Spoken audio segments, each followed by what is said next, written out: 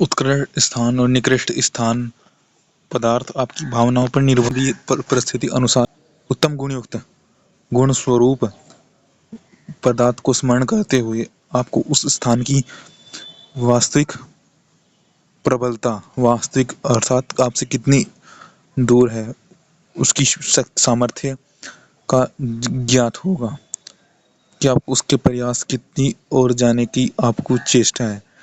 उच्चतम उसके श्रेष्ठ गुण को जानने के लिए आपको यह रहेगा कि कितना दूर जाना है, कितना मेरे पास है, कितना मुझको प्राप्त करना है, क्यों करना है, इत्यादि बात यही है।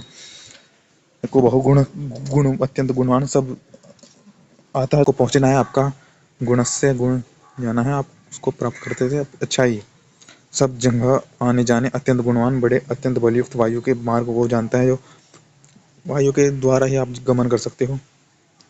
अग्नि आदि पदार्थों में परिमाण, देखो ये परिमाण सब मेरा है और गुणों से बड़ा, यहाँ तक मुझे मार्ग मिल रहा है, उस मार्ग तक जाना है।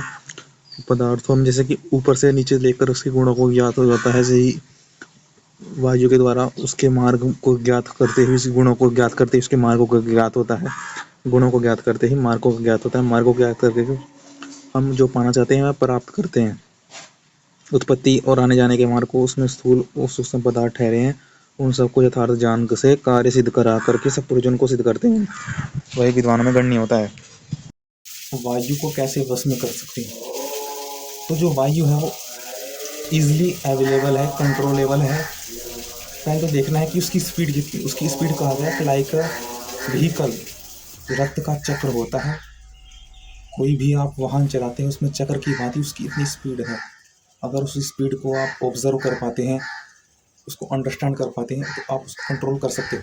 उसकी स्पीड को देखो, क्योंकि देखो एनर्जी फील करोगे, अपनी एनर्जी को, उसकी शक्ति को, ऊर्जा को अनुभव करोगे तो आप उसकी तीव्रता को पकड़ सकोगे। उस तीव्रता को कांति वाली है, इजिली डिफरेंशिएबल है, वह आपको अलग दिख जाएगी, आप उसकी ओर आकर्षित होंगे।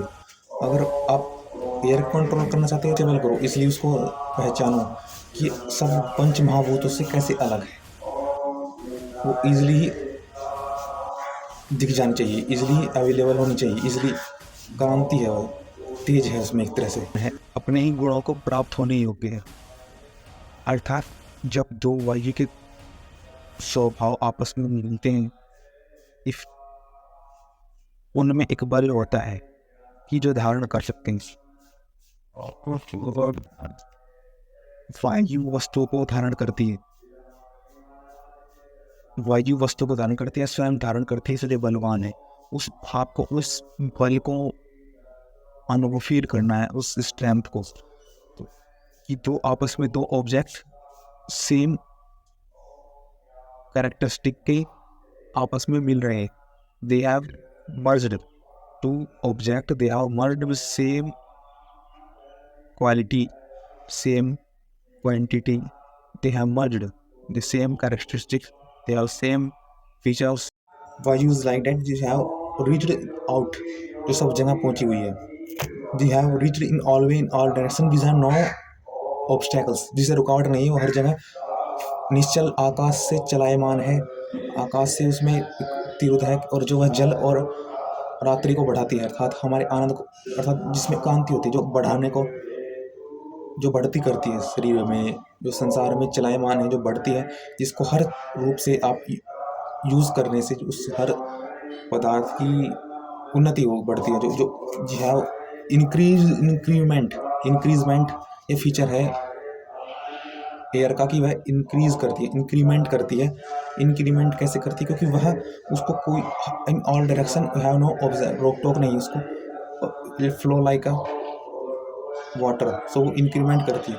वाटर जैसा तेज है क्योंकि आकाश में की भांति वह, जिसमें सब विद्यमान है, जो सबको आकाश जिसमें विद्यमान है, इसमें ले आकाश उसको हर भूतों तक ले जाता है। यू हैव कंट्रोल, आपको वायु की विद्या में सक्षम होना है, तो आपको इन जो फीचर, इनके बाद ध्यान करना चाहिए कि वायु के क्या गुण है।